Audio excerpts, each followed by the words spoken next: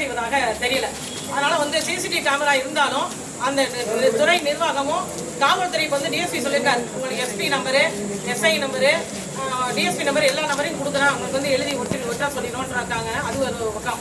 CCTV camera வந்து அதிகாரிகள் நேரடியாக எங்கே என்ன நடக்குதுன்னு பார்க்குற மாதிரி அதெல்லாம் வைக்கணும். அப்புறம் தமிழ்நாடு முழுவதும் எவ்வளோ ஆரம்ப சுகாதார நிலையத்தில் வாட்ச் பண்ணி இரவு காவலாளி அப்படின்ற கோரிக்கை ஒரு ஆண் காவலாளி இருந்தால் நேற்று வந்து அந்த பொண்ணுக்கு பாதுகாப்பு நடந்திருக்கும். அது இல்லாமல் நேற்று வந்து ஒற்றையால மாட்டிக்கிட்டு ஒரு பொண்ணோட நிலை எப்படி இருக்கும், ஒரு ஆள்கிட்ட மாட்டிக்கிட்டு எந்த அளவுக்கு இது பண்ணுவாங்க. எல்லாரும் வீட்லேயும் பெண்கள் இருக்காங்க, எல்லாருமே அதை வந்து உணரணும். அரசாங்கம் பணி செய்கின்ற எல்லாரும் இருந்து வர பொண்ணு தான் அவர். அந்த பொண்ணுக்கு இந்த மாதிரி ஒரு அநீதி நடந்திருக்கு.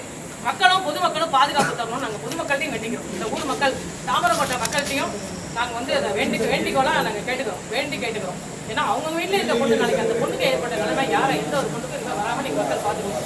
எந்த அரசியல் கட்சியாக இருந்தாலும் சரி, யாராக இருந்தாலும் சரி, நான் வந்து கப்பல் ரெக்கப்டாக அவங்கள்ட்ட கேட்டுக்கிறேன், பாதுகாப்பு தாங்க, உங்களுக்கு சேவை செய்வதற்கு பாதுகாப்பு தாருங்க அப்படின்னு நாங்கள் கேட்டுக்கிறோம்.